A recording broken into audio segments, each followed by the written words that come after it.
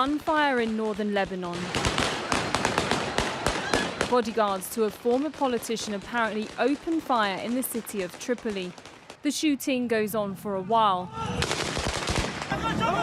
and the injured are ferried to hospital. Moments later, protesters burned down a bus station owned by the politician. Tension too in the Lebanese capital, Beirut. Calls for revolution and bring down the system are being echoed across the country. Lebanese from all walks of life protesting en masse for a second day, fed up, they say, with the high costs of living and demanding a change of leadership. We're here today to ask for our rights. The country is corrupted. The garbage is all over the streets. We are fed up with all this. We are here for the future of our kids. There's no future for us, no jobs at all, and this is not acceptable anymore. We have shut up for a long time, and now it's time to talk. Protesters blocked major roads, forcing parts of the capital to come to a standstill. Security forces and protesters scuffled on the main road to the airport. Years of crippling economic crisis has left many Lebanese struggling to make ends meet, made worse by political upheaval and the cost of caring for 1.5 million Syrian refugees who fled the war. The latest protests began on Thursday against government plans to charge users of the WhatsApp messaging service. The outcry forced the government to quickly scrap that plan, but the anger has turned into a nationwide protest against the dire state of the economy. Lebanon has the third largest debt in the world, more than 1.5 times its GDP. Banks rationed foreign currency last month, and the government declared a state of emergency. We want the downfall of the regime, all the way from the top of the pyramid. We are hungry, we are dying, we are tired. The government has announced it will no longer impose new taxes. Prime Minister Saad Hariri cancelled Friday's cabinet meeting, saying his efforts to bring in much-needed reforms have been repeatedly blocked by others in government. I'm giving our partners in the government a very short deadline, 72 hours to give us a solution that can convince us and the people in the streets and our international partners. But some protesters see the climb down as too little, too late. Sara, Khairat, Al Jazeera. Let's bring in Stephanie Deckers, who's joining us on the telephone from Beirut. Tell us what you're seeing, Stephanie, and how widespread the protests remain. Well, I can tell you I just arrived from the airport and it was quite a journey. The only way, I'd literally just arrived in downtown Beirut, and the only way I got here is because our cameraman picked me up with his motorbike. All the roads are blocked. There are burning tires. You cannot get to the airport with any kind of vehicle. People are walking. People are missing their flights.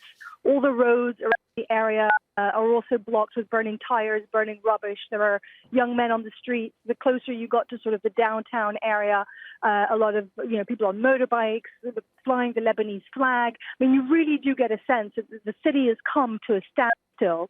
And as you're mentioning, and also as you heard inside his report, there is something very different happening here. Everyone you speak to, and you know that this is a country that is very much divided when you scratch the surface along sectarian lines, along class divisions as well. But this is the people really seemingly coming together and pointing the finger even at their own politicians of their own sectarian lines, which usually in the past they would be someone they protected. They're now saying, we need change. All of you are responsible for where we find ourselves. And this has to do with quality of living. This has to do with the economy. This has to do with people paying extortionate amounts of education for their kids, for water, for electricity. They say that nothing really functions in this country. They're blaming the politicians for being incredibly corrupt and having been in these positions for too long and not doing anything. So as you mentioned there, yes, you're hearing from Saad Hariri, from the foreign minister, you're hearing language, give us time, we're going to come up with reforms. But people now really do want to see change on the ground. And I can tell you, everyone I've spoken to certainly do think that these are unprecedented protests, and they don't know really how these things are going to unfold moving forward. And what's been the reaction after Saad al-Hariri's speech? Because many of the protesters, as well as politicians, in fact, had been calling for him to come out and resign, which he didn't do. But what's the reaction from what people heard him say?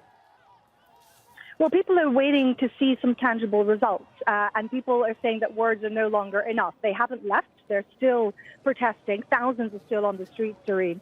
So it hasn't been a form of appeasement, if you will. I think people will be willing to see what is going to happen in the 72 hours. But a lot of people, I think, have lost their trust because it's been years of promises, of broken promises, stalemate when it comes to politics here. This country was without prime minister for ages. People have really become, I think, fed up with the bickering of those that they see are far more privileged than they are. You will talk to people and they will say, these are men that have billions in their pockets. These are men who live far better than we do, and it's time for them to pay for the desperate situation that we find ourselves in. So I think it's going to be interesting to see. This is, of course, the weekend now. If these protests are going to continue, I think the sense on the street, certainly from what I've been seeing from people I've been speaking to, is that they will continue. People now feel there is a momentum and they want to see some results. Okay, Stephanie, thank you for that update from Beirut.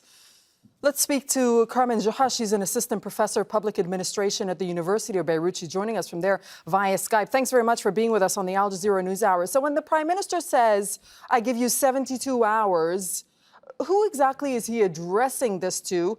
And who's the 72-hour ultimatum geared towards? Yeah, thank you for covering this story. You know, we're a small country, but it's been a very eventful 2 days, and I hope that your reporter got in okay and will stay safe in the protest. The protests, number one, have been overwhelmingly peaceful.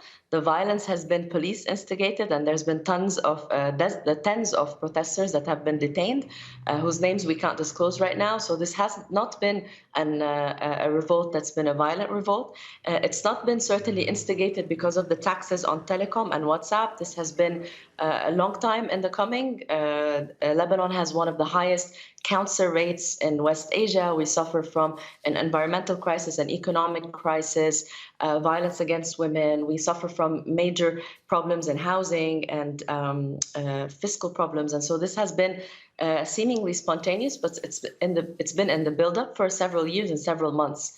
The 72-hour deadline that the Prime Minister has issued today is mainly to buy time. This is how people on the streets read it. And it's not sufficient to address the deeply needed structural reforms that Lebanon has been avoiding since its civil war ended 32 years ago. So, okay, it sounds like you're saying that nothing can be accomplished in 72 hours because these issues are so deep-rooted in Lebanon and have been there for many, many years. So after 72 hours, where does the situation head to?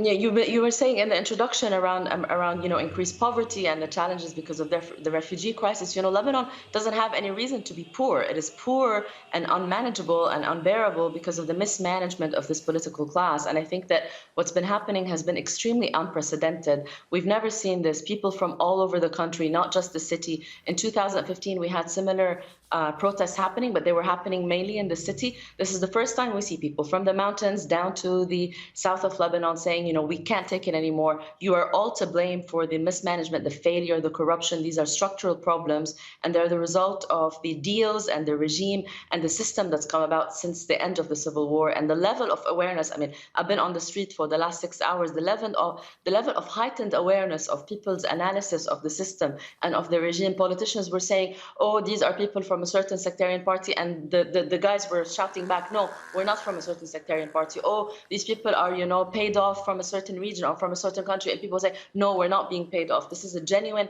outcry, the end of which we are yet to see, you know, with all the geopolitics in the region, but certainly it's been a tipping point. This has never happened ever before, not in this size, and certainly not in this distribution across Lebanon, across ages, across classes. I think people have had enough. But when they call for the resignation of the government, is that a realistic demand? Can the country withstand the resignation of a government that's less than a year old?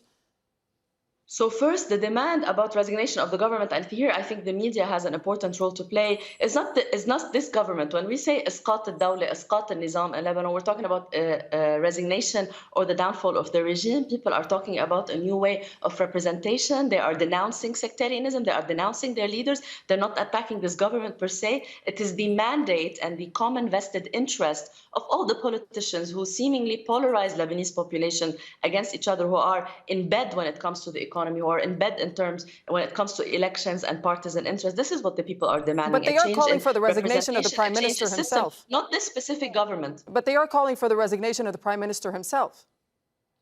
You know, when you have hundreds of thousands of people go down to the street, it's very difficult to say, okay, let's sit down, guys, and organize a list of demands. Sure, the outcry is that, you know, these politicians are failed, we need a new government. But if you talk to people and if you look at all the news coverage, it's also been about representation. It's also been about, we don't want a sectarian regime. We don't want a regime that goes unnoticed. We don't want lack of checks and balances, enough corruption. And this is really the depth and the essence. I think Lebanon is much more complicated than countries perhaps with one dictator or one authoritarian regime. When we say we want to see the government down, we're also talking about these bandits of politicians, because this government is very similar to the one before and probably similar to the one that will come later. So it means very different things in Lebanon. All right.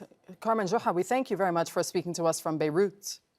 Well, Habib Batta is an investigative journalist and he's a blogger at Beirut Report, and he says 72 hours isn't enough time to even begin to fix the problems people are upset about. There are so many problems in Lebanon. The telecom is an outrage in Lebanon. It's robbery. It's one of the most expensive phone rates in the world. So people had this last thing, which is they could speak to each other. People said that WhatsApp was the only thing working in Lebanon. So that's why people have kind of let this boil over, I think, with an invasion of their personal space, their most personal communication. But beyond that, we have the garbage crisis, we have a healthcare crisis, we have a lot of cancer cases from the polluted rivers in Lebanon because of this trash crisis. We have people without jobs, unemployment is at an all-time high. People are worried about their money in the bank.